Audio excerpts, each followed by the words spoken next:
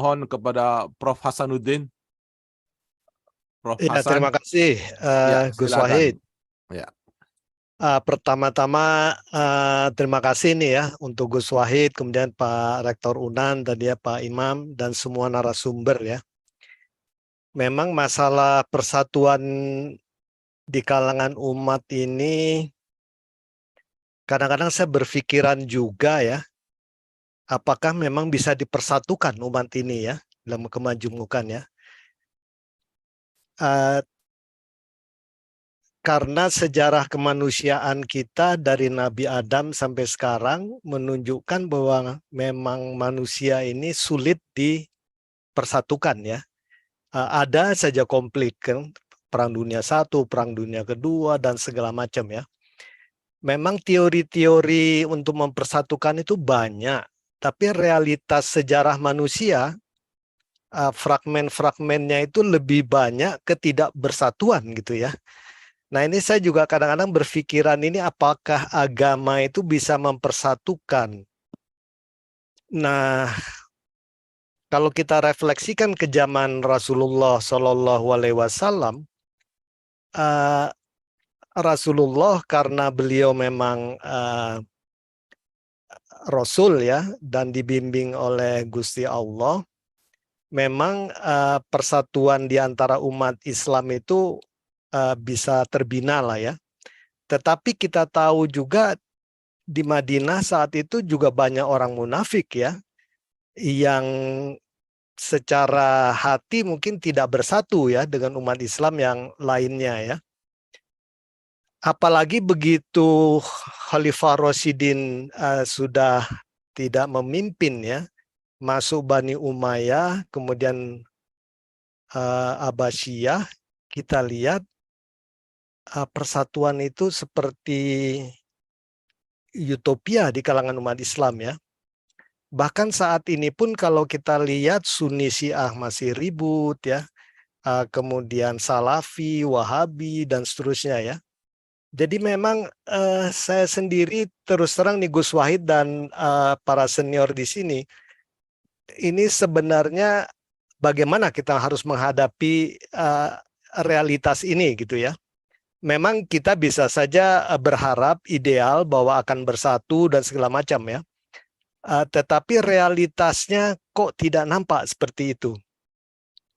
Nah, kalau saya pribadi melihat salah satu perekat umat itu yang beragam-ragam agama, suku, dan segala macam, perekatnya itu yang paling penting menurut saya keadilan. Karena ketidakadilan ini, pengalaman sejarah manusia mengajarkan kita begitu ketidakadilan ada, maka itu akan merusak hubungan antar manusia ya. Ketidakadilan dalam akses ekonomi, ketidakadilan dalam penegakan hukum, ketidakadilan dalam penyebaran agama, ketidakadilan dan macam-macam ya. Jadi kalau menurut saya keadilan, toleransi, indiskriminasi itu penting ya. Keadilan ini masalahnya itu bukan rasio ya, ini kan dirasakan.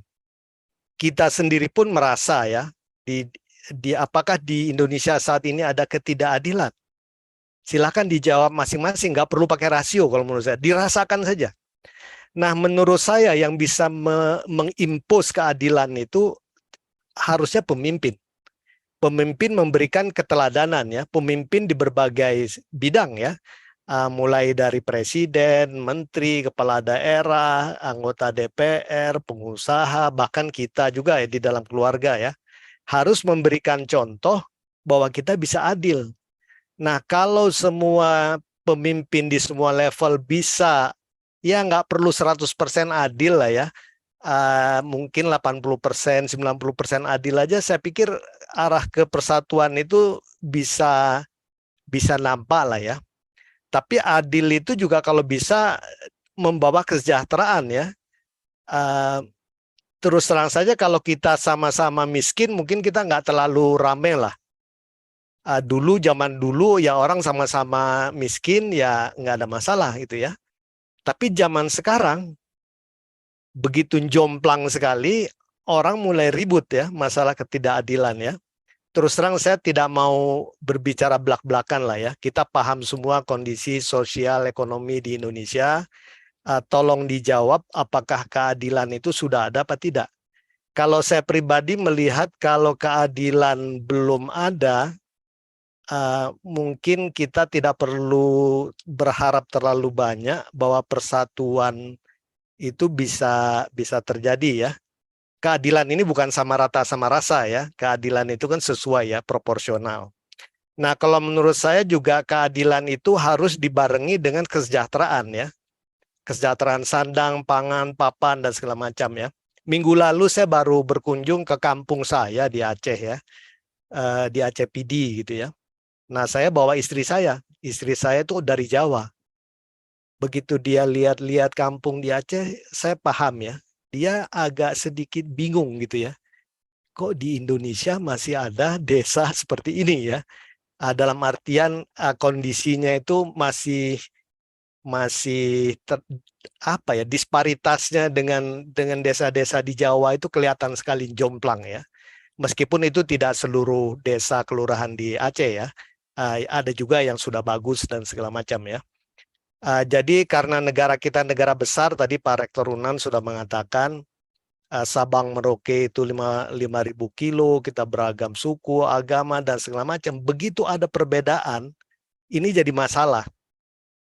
Apalagi sekarang era digital ya, orang di Aceh bisa ngelihat, teman-teman di Jawa enak sekali ya, mobil banyak, segala macam, bisa pesta, bisa ini, sementara mereka makan aja susah misalnya. Atau teman-teman di Papua juga bisa nonton TV mereka ya. Kalau dulu nggak ada yang tahu, tapi sekarang ini semuanya terbuka, terpampang. Jadi kalau ada ketimpangan, ada intoleransi, ada diskriminasi di berbagai bidang, orang langsung melihat. Sehingga menurut saya memang pemimpin zaman sekarang ini lebih sulit ya dibandingkan zaman dulu Pak Harto ya.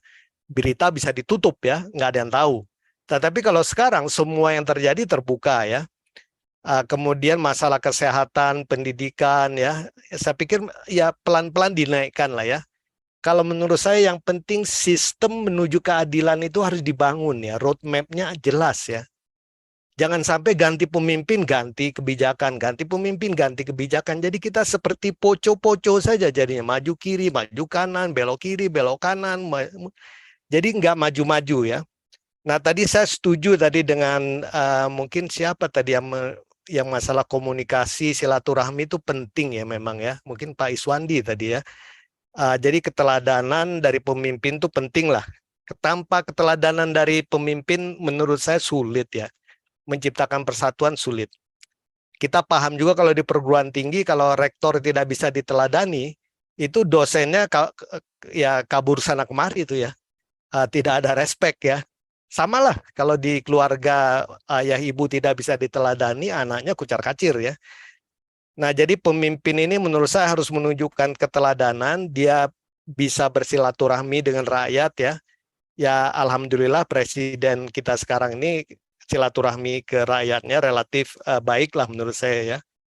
Kemudian kalau menurut saya juga perlu kesabaran lah ya, mempersatukan negara sebesar Indonesia menurut saya nggak main-main ya.